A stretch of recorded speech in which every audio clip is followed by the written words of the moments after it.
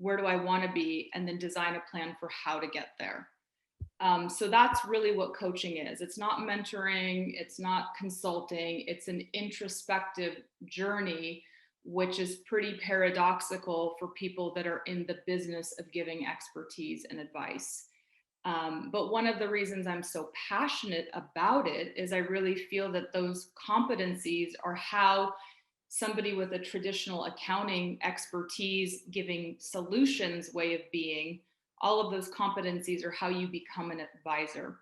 So professional coaching competencies are powerful questioning, always asking the next best question that's going to uncover a solution for problems that haven't existed before, which is how we're leading and living through COVID.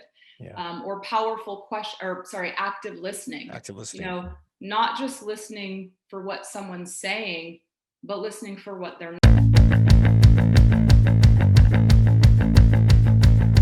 Welcome to AFO Wealth Management Forward, a podcast about finance, accounting, technology, and entrepreneurship. We apply our decades worth of experience and insight into what makes businesses work, so we can help others grow both personally and professionally. In this ever-evolving marketplace, we help accounting firms and financial advisors grow their practice through the adoption of holistic wealth management services. Learn from industry leaders and subject matter experts to unlock the secrets of their success. A podcast that shows people and companies the transformative power of technology so they don't fear it, but instead harness it. Don't fight the robots, team up with them. And here are your hosts, Rory Henry, Director of Business Development, and CEO Rob Santos of Arrowroot Family Office. Hello, everyone. I am joined again by co-host Will Hill of Will Hill Consults. Will, how are you doing today?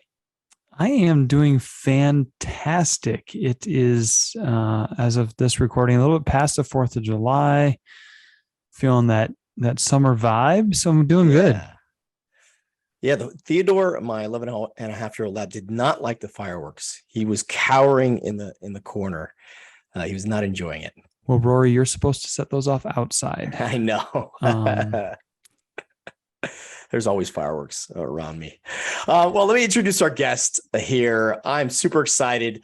She has worked as a learning and people development manager. She was a senior manager at PwC's Leadership Coaching Center. She leads the efforts at Conscious Public Accountants, which does individual, company, and CPA exam coaching. So without further ado, let me introduce our guest, Amber Setter. Amber, welcome to the show. Hello. I didn't realize how much comedy was here. I gotta prepare my jokes. Happy to be here. Will's the stand-up comedian. She thinks I'm prepared. That's funny. All right, Amber, let's get started. We always ask our guests to kind of give a background, on yourself and, what led you into the leadership and coaching business. Yeah, so I think starting even sooner than that is I started as an accountant. And so, I was in California going to community college, thought I wanted to be a marketing major, took accounting, and it made sense to me, and everyone else was failing the class. And I was like, there's something here. So majored in accounting, did a couple busy seasons and quickly realized that my heart really lies in the development of people. But I worked at an awesome firm and I didn't want to leave the firm. And so what I kind of did was take a step back and reflect and say, well, what do I like to do? What I want to do? What could I do while still working here? And that dovetailed into a position as a campus recruiter, talking to people about careers in accounting and what they want to do when they grow up and who they want to be. I was still an overachiever at the time. I wanted to get a master's degree. And when I explored graduate programs, I quickly scratched an MBA off the list because it would require me to take an accounting and finance class. And I thought, I don't know what I'm going to learn in an accounting class, an MBA class that I haven't learned in a couple years of practice. So I had to really dig deep and think, what do I want to do? And I ultimately earned a master's in leadership studies. Wow. And that just totally opened me up to, wow, there's this whole part of business that academia doesn't prepare you for, which is relationship management and how to be in relationship with other people and how to lead change and how to notice how you're showing up in work environments. And so since that time, it's just been this continuous evolution of learning and growth. And how do I hone my craft? How do I grow as a person? And how do I help others along the way? I love it. And kind of to get in here, because, I want to make sure, we understand what coaching is. So can you kind of talk about, what coaching is, and maybe for that matter, what coaching isn't, and then why you believe so fervently, in what you're doing? Yeah, so I would say coaching is totally misunderstood. Yeah. And it's not just like my anecdotal, I have data to support this. We So love data. yes, I know that's your numbers people. That's why I go there, right? But seriously, when I teach CPE events, which have polling questions, I will put a poll out there at the beginning. What do you think coaching is? Mhm. The coach tells you what to do. The coach provides you advice. The coach assumes you're the expert, or D, none of the above. And the correct answer is a coach assumes that you're the expert. But most people believe it's different. Most people believe that a coach is there to tell you what to do and to Yeah. provide you advice. And so it's really the opposite. I'm assuming when I'm coaching someone that they're the expert on their aspirations, they're the expert on their fears, they're the expert on their client relationships, they're the expert on their relationships with their colleagues. And the space of coaching is the place to stop and pause and go, where am I at? Where do I want to be? And then design a plan for how to get there. So that's really what coaching is. It's not mentoring, it's not consulting, it's an introspective journey, which is pretty paradoxical for people that are in the business of giving expertise and advice. But one of the reasons I'm so passionate about it is I really feel that those competencies are how somebody with a traditional accounting expertise giving solutions way of being, all of those competencies are how you become an advisor. So Yeah. professional coaching competencies are powerful questioning, Mhm. always asking the next best question that's going to uncover a solution for problems that haven't existed before, which is how we're leading and living through COVID. Yeah. Or powerful question, or sorry, active listening. Active listening. Not just listening for what someone's saying, but listening for what they're not saying, and listening to the themes of what they say, and listening to like the cadence of their voice. If somebody comes in and they're da da da da da da da da, I know what's going on inside of them is perhaps a state of anxiety or some frenetic energy. I know when it's quiet, probably it might mean the wheels are turning in their mind. So it's a powerful modality. I'm sort of on a mission to always continuously inspire accountants and financial people to enroll in coach training. And I'm proud to say that I at least have one a year. I've got 2 this year that have done it, enrolled. So that's always fun for me. Yeah. So let me Go ahead, ask you this, Amber. In this profession, certainly are used to outsourcing expertise when we don't have it, right? And we recognize where we're experts and where we are not. But how does someone, when, as you just said, they are the expert, how does someone recognize that gap when it may not be quite so tangible as they're used to, right? I know I'm not an expert in investments and wealth management. I need to contact Rory and have his team take care of that. That's easy. What are the signs that I see that I might need coaching for what I'm trying to achieve?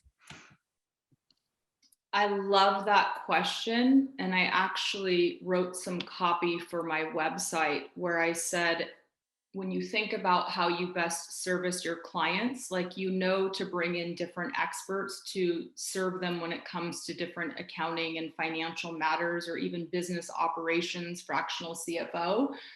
Yet why, when it comes to leader development, firms aren't outsourcing and bringing in experts for helping with leadership development. So, your question is really, well, when might we want to bring in that wisdom? When might we need to bring in professional coaching? And I always say a really easy place to look is at transitions. So big transitions in life. So even entering the profession, as soon as that, like, I need to study this and pass the CPA exam, but I don't have the capacity and I don't have the time. I'm making the transition to senior associate the first time I'm supervising people. So one of the things that I've done in my career that Rory mentioned in the introduction was I was a coach at PwC. And we had a program there. I didn't design it, I just got to coach in it, but it was a remarkable program where they stopped and they looked and they said, we're losing a lot of people at senior associate. And there's a big cost to the firm, right? And turnover, recruiting, all that stuff. How do we have a leadership intervention where we change that? And so they created a program called Discover, which was when someone was promoted to senior associate, they went to this beautiful resort with a wonderful retreat component to it and professional coaching on site. And that helped people in that moment be like, wow, I've just learned how to do my job.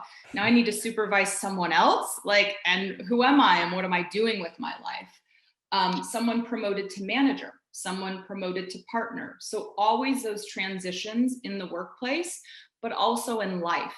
I once was chatting with a managing partner. He's like, oh, I think it would be great, when a woman comes back from maternity leave to provide coaching.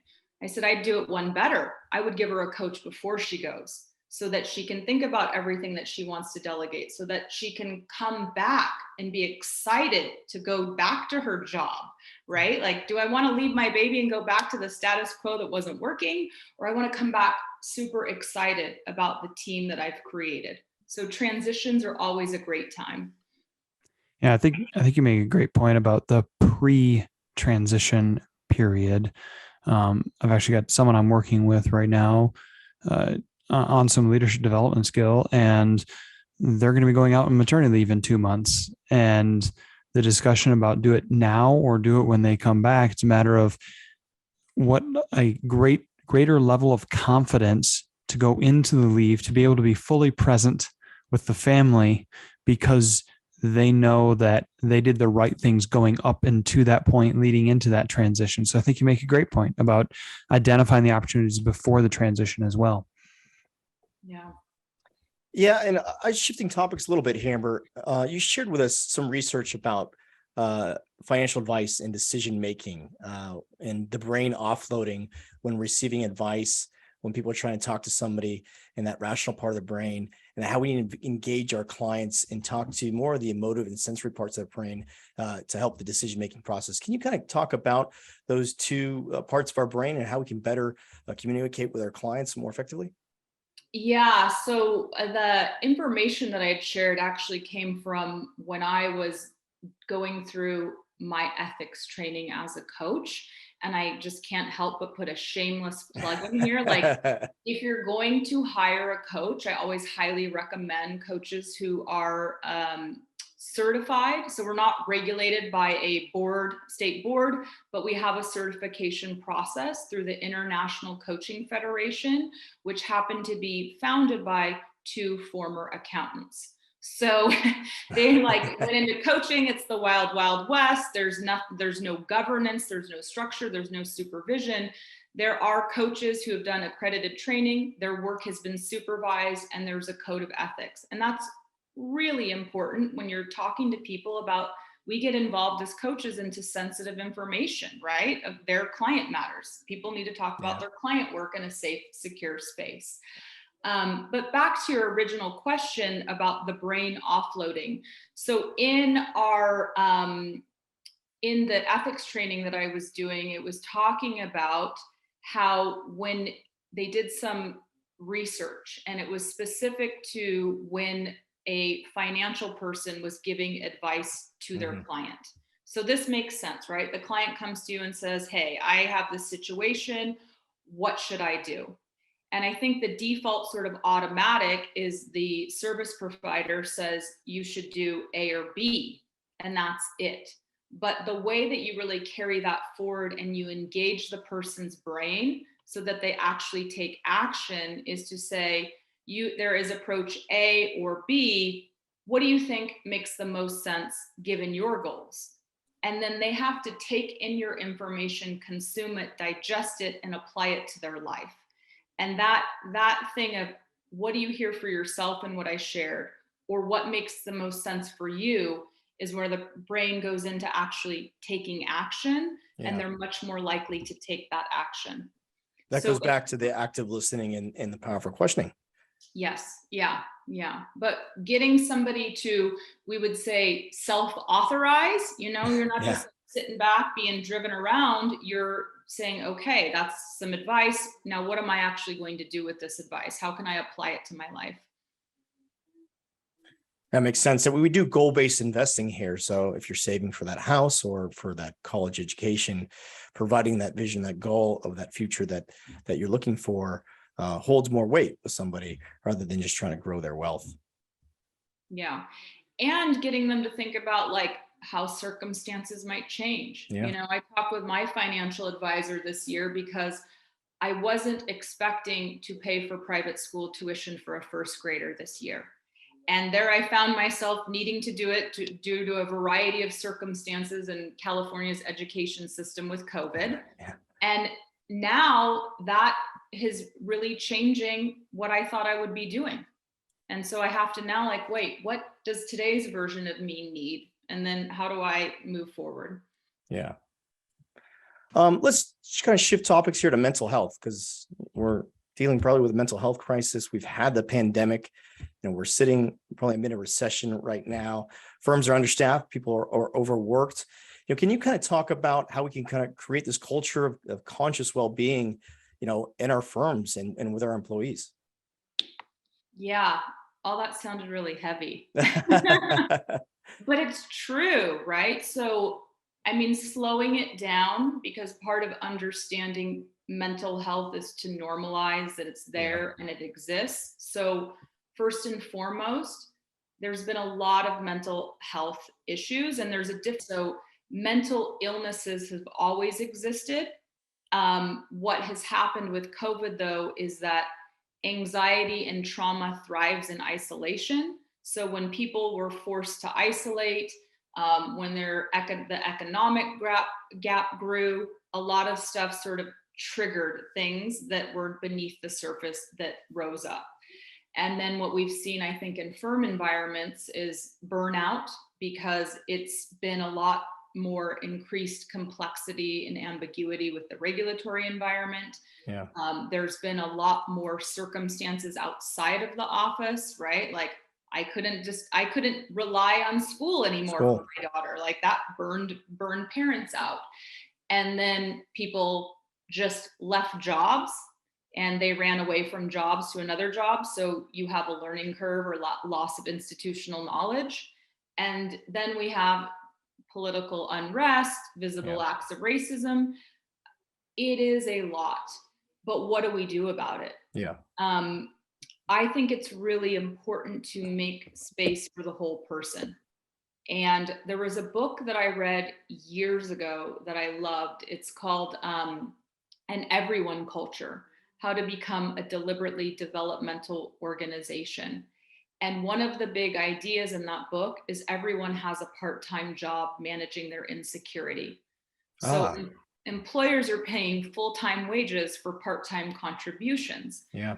But if you create a space where there's like an activity that they suggest, and sometimes I do it, which is let's have a community meeting. Let's say whatever we need to say to fully land to this space. And it might be like, I had a rough morning with my daughter. She didn't want to get dressed for school, made me late. I'm a little disheveled, but like now I'm here. And I can just say it and let it go and then be fully present. But I think to have a very humane working environment and a space for people to bring their whole self, that's why a big reason why I don't like the billable hour. I thought it was really remarkable. It was, I guess, about a week ago when the Roe versus Wade was overturned. I have a friend of mine who is a former attorney, now professional coach. Mm-hmm. And she made a post on LinkedIn that there was a law firm that told everybody, don't worry about your 8 hours of billable time for today. There's no way you can possibly think straight. This is a big day in our history, and go take care of yourself. Like, you've got 8 hours of, billable time credit. And I think we need more space and policies that allow for the whole human being to have a full self and be a professional. So when I think about mental health, sometimes I think about my own, probably not enough, but it's interesting to me that in this profession, it is becoming more clear to many that we're in the relationship business, and that if we're going to do well at that, the people we expect to relate to our clients must be doing well themselves, right? And I think about that as I work with firm owners and their team members to say, all right, we want to take work off of the partner's plate. They're too overloaded, or want to allocate work well across the firm. And one of the things that's being spread out through the firm more than ever is interaction with customers. And there's a big nervousness on the part of many firm owners about giving too much client interaction besides, you didn't get me your data, please get me your data, right? Like that's okay. That's always been permitted. But interaction beyond that often has this nervousness from owners that haven't let that happen in their firm. And I think one of the things that comes up from that is, are they doing a good job of empowering their team? And not just, I hate the word, I use the word empower all the time and I hate it. So I'm a little bit of a walking contradiction there, although I'm sitting at the moment. But, are they really making sure that their team members are in a great spot to deliver well? And their concern, why they don't let them go deliver more, is, I'm afraid that they don't know how to communicate well. And yet they haven't looked in the mirror to say, what have we done for the team to make sure they're in the right space? And whether it's the tools that we had the first part of the conversation with, or the mental health, as we had this recent part, you could go either direction with that, Amber. I think in terms of the owners making sure that the team members are well equipped and in the right space to deliver well for the client in that respect, and to communicate well. I don't know if there's a question baked in there, but your response. I hear a lot. Coaches, we listen at different levels. One of the first bits of what you said, I think, is really key, that we're in the relationship business, and we are. And I really believe that competence has become a commodity, right? Like, you can go get the CPE, you can learn all the regulations, but like, just because you're technically brilliant doesn't mean a client's going to feel comfortable picking up the phone and calling you. And nor are you going to feel comfortable necessarily answering that client call. I think that goes both ways. We tend to focus on the client side and not as much on the team member side. Sorry, yeah. I interrupted. I'm not sorry, but I did interrupt. Sure. No, jump in. And it's like, I do that too when I'm all excited with an idea. I try not to, but I do interrupt. But I do, like, we are in the relationship business, and this is a tangent, but I think it's related. I've also seen a lot of firms that are saying, like, we need to go through our client list and we need to say, like, what are the clients that fit us? Because we don't have enough people to do the work, and we need to protect our people, which means we can't be doing all the work that we're doing. And sometimes they're looking at it just from a financial metrics, like, where are we making the most money? And I always encourage them to look at the energetic drains. If there are those clients that call you and you cringe and you don't want to pick up the phone, are they even worth the fees? And I think you need to have an honest conversation, because relationships are a two-way street.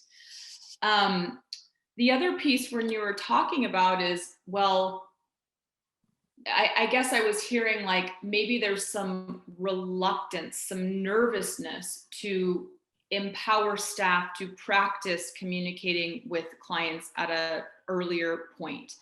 And I'm going to just be totally honest and say what came up inside of me. It sounds like senior partners who feel that way are a little bit of a control freak. And I say that with love, but I think a lot, so, like, sort of we'll go to some data. One of the things that I do in leadership coaching engagements is I deploy a 360 that measures leadership effectiveness, not job performance, but how am I functioning as a leader? And this tool has been around for decades. A lot of big companies use it. A lot of big accounting firms even use it. It's called the Leadership Circle Profile. And they have been collecting data for years. And what they found is 75% of the people who are completing this are ineffective in their leadership behavior. So we have to just kind of be like, hey, turns out sometimes we're not really, back to my introduction of like why I'm inspired, getting a master's in leadership. I was like, wow, no one ever taught me what it means to be effective as a leader until I went and got a graduate degree in it.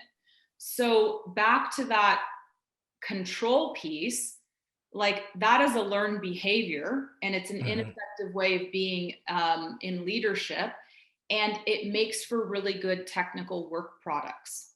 So there's a way in which I think sometimes when it comes to how we run firms and how we operate firms, the ineffective ways of being are like being a people pleaser. That's one part of it. That's working in a matrix reporting environment and like being like, yes, I'll get you that client service. I have to respond in an hour. Well, is anyone going to die if you don't respond in an hour? If not, you probably don't need to. And then another ineffective way is showing up as arrogant. I always have the answers. And the other is being controlling and being a perfectionist. And so are we empowering people? I don't know. The data says probably 75% are not. That's sort of what I see show up also in doing these 360s. And could we be doing better? Yes. And how do we do better? You got to think of like the training wheels metaphor. You know, in order to learn how to ride a bike, you're going to get on it, you're going to wobble, you're going to fall, you're going to skin your knees. But can we give people permission to be imperfect? Yeah, I'm assuming that's one of the top leadership skills is allowing people to be imperfect. What are some of the other couple top leadership skills that firms out there should look to adopt, Amber? Well, so at a high level, like if we think of it, is there's relationship and there's task. So typically in a lot of the engagements I'm brought into to teach and help with leadership, people are really good at task, which is getting stuff done. Performance driven, yeah. Results. And where they're not as strong is on the relationship side, which is being a caring and connected leader, right? Like, hey, how are you as a person? What's going on in your life? You know, how do you want to grow? What's working about work? What's not working? Where do you want to be? How do we go in on this together? Like really slowing that kind of stuff down and not just saying like, oh, you missed this deadline or you made it or you got your hours in or you didn't. Sort of what's some of the stuff beneath the surface. I really believe strategic planning. And I don't mean having a 3-day meeting once a year with your fellow partners and then going back to your job and not following it up with that. Like where I see more traction is when people are continuing with coaching or there's continued conversations. Because part of the problems now with the old way of strategic planning is these are very meaty issues that are going on. You know, how, if we're now going to have people working remotely and our teams are spread out, how do we do compensation? Yeah. And there's been no playbook for this. No playbook. So you can't solve that in a 2-day offsite meeting. You need to continuously do stuff. And so I would definitely say strategic planning and change management. Like that is a new, I shouldn't say a new thing. Change has always been around. I would say it's a really high priority is how do you lead change in a powerful way. And also, I guess a big thing I see is being authentic. You know, if a key, and this has happened a lot of organizations, right? Key employees are leaving. So how does leader respond to that? To sugarcoat and say, oh, it's going to be all fine. Everything's good. Like we'll get through it. Or to say, you know what, this is a big loss for the team. We're disappointed. And I'm confident we're going to get through it. So to not overstep the way that people might be feeling when you lose a key individual on the team.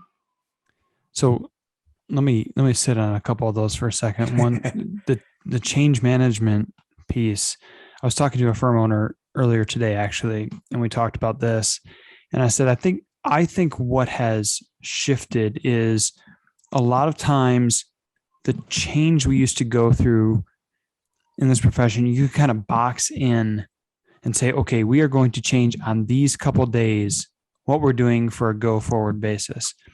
But change is so consistent right now that the idea of stopping everything to put a change into place to execute go forward, that's not realistic. You've got to be able to execute through the process of change. We've got to be able to change the tire while we're driving on the expressway. Just use a very cheesy metaphor, I will admit. And I think that's part of the change management skill that is very void right now in this profession. How do we keep things going while making the right assessments and the right maneuvers to this change management? I see you nodding. I'll let you respond before I go to my other one. The nodding is the old way of managing a practice was we do client service now, and then we go implement change and tend to the people, and then we do client service, and like we have fits and starts, right? And in coaching, it's always a confidential space, and so I want to say up front, like I'm going to say something about themes that I noticed that I don't think are going to correlate to any one firm.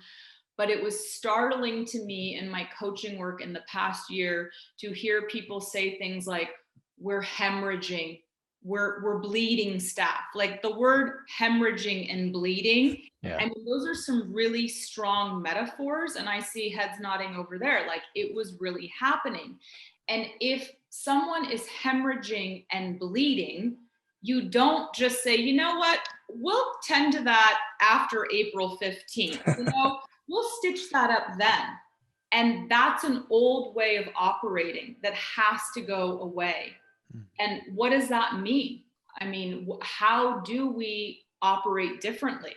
And that's where I feel like we as a profession need in firms people that are, I don't know, operating as a COO, as a CEO, that are always managing and leading the business while the practitioners are focused on client service. I have a friend in the profession and her title is the Chief Transformation Officer. I said, what does that mean? And it's like just making sure the big innovative projects, leading them through from start to finish. And I was like, that is brilliant. We need more of that because we can't just turn change on and turn it off. As you said, we got to change the tire while the car's still moving. Yeah. So the other item you brought up in answer to Rory's question was about collaboration. And I guess this isn't a question, this is more of a statement that if you think you are collaborating as a leader by bringing people in at the end of the decision-making process to help you execute, you are wrong. They are not collaborating. They are following orders. And if you want to know, are you truly collaborating, then simply ask this: who was in the room while options were being discovered, while decisions were being made? That is when collaboration happens, not on the execution side. And I see it all too often where they say, hey, I decided where we're going and how we're going to do it. And then I collaborated with others to make it happen. No, you didn't. You rented their labor. That's what you did. You didn't collaborate. So again, there's no question there. That's just a bully pulpit talking point. No, I like pulpits. I climb on it all the time, but it evokes a question in me is how do we do it differently? Yeah, that's a great question. How do you think you should do it differently, Amber? There are no questions ever get answered when two coaches start talking to one another. One of the things that our firm does is CPA exam coaching. So it's a different idea that there might be some value to talking about your feelings and not just like, stuffing your brain with more technical expertise. And when I coach leaders, I'm often coaching at the inflection point of becoming partner, right? So I'm going to become partner, or I'm a recently admitted partner, and I'm working with more senior partners. And they're, this is bias. They're my clients. So I will offer there's some bias here and I will own it. But coaching has transformed their life, and they often want to cascade coaching down, and they're like, wow, we can help triage our issue with nobody passing the CPA exam, and they get coaching. Like, this is a win-win. So they bring it to their senior partners, and that's where it goes to die. So why does it die? Well, maybe they think my service offering is terrible, and that's okay. We'll say that might be a possibility. I often see it die because at the top, they want everybody to agree on an expenditure that's not worth their conversation. So it's like, back to the word empower that you have a love-hate relationship with, right? Like, how might we empower junior partners that we say, we want you to act like a partner? Well, how about you give that person some budget and a problem to solve and some money? No. No, I know. But You mean they could have freedom to choose how they would solve the problem? yeah, we want them to act like a partner without the authority or the economic resources. Mm-hmm.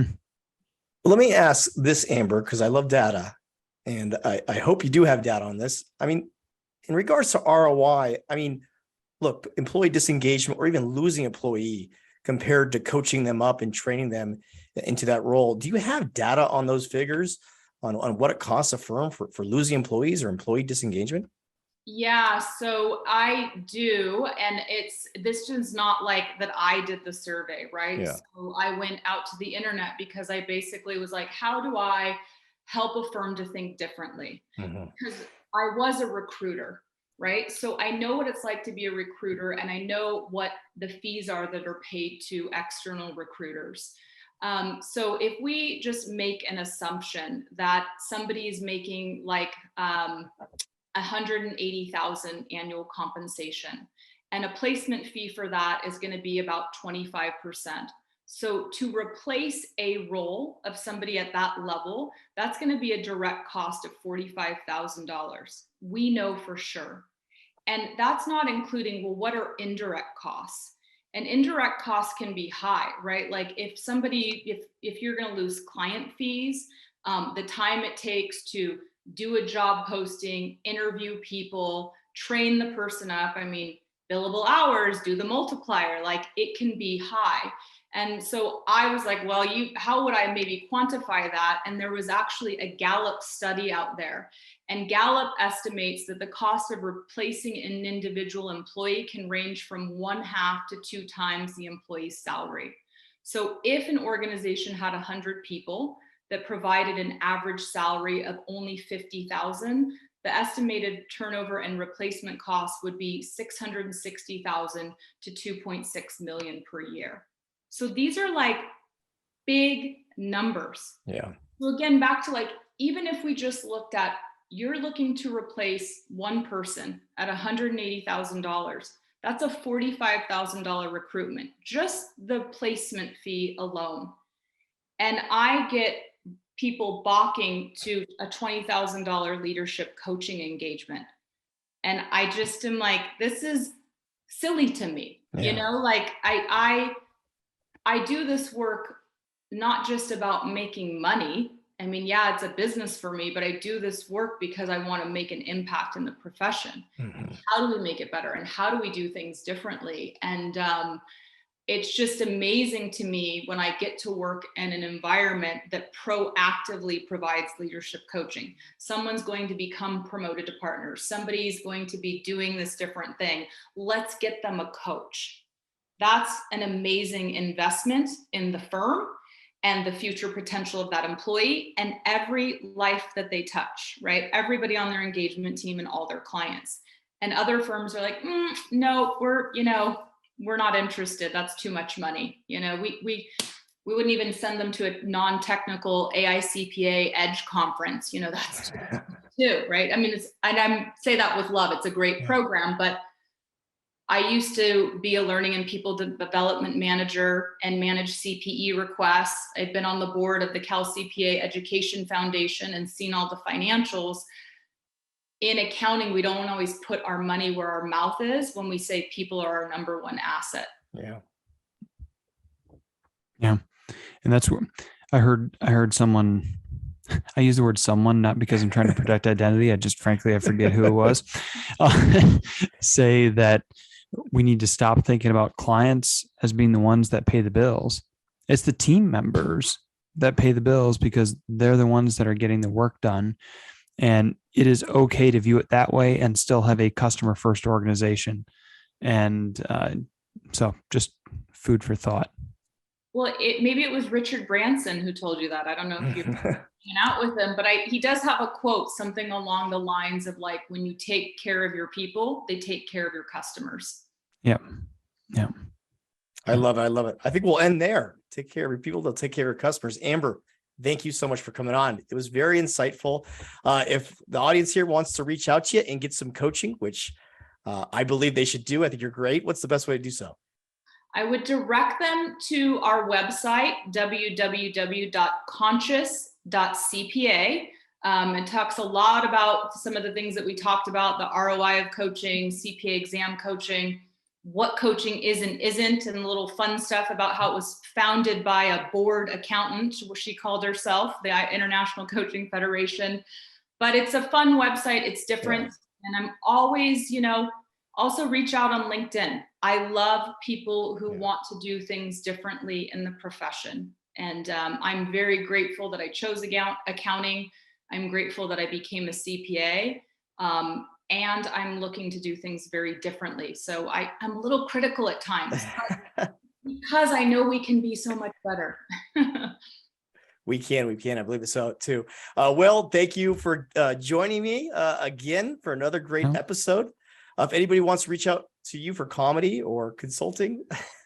Yeah, I do both. But I don't try to consult on comedy because no one wants to actually do my comedy. But yeah, willhillconsults.com. Like Amber said, LinkedIn, very popular place as well. All right. Amber, Will, thank you so much. Thank you. Have a great day. All opinions expressed by Rob Santos and Rory Henry on this website podcast interview are solely their opinions and do not reflect the opinions of Our Root Family Office LLC or their parent company or affiliates, and may have been previously disseminated on television, radio, internet, or another medium. You should not treat any opinion expressed by anyone as a specific inducement to make a particular investment or follow a particular strategy, but only as an expression of their opinions. Past performance is not indicative of future results.